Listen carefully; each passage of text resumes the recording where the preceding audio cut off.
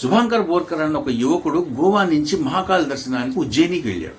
ఉజ్జయినిలో దర్శనం అయిన తర్వాత ఆయన బయటకు వచ్చి చూస్తే అక్కడ వచ్చిన భక్తుల చెప్పులు కుప్పలు కుప్పలుగా ఉన్నాయి అనమాట, గుట్టలు గుట్టలుగా ఉన్నాయి. ఆ చెప్పుల నుంచి తన చెప్పులు లేవో గుర్తుపట్టలేకపోయాడు.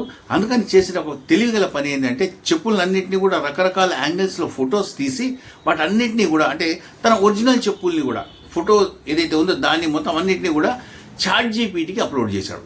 చాట్‌జీపీటీని వెతికి పెట్టమనంటే విచిత్రంగా ఆ చాట్‌జీపీటీ వెతికి కూడా పెట్టింది.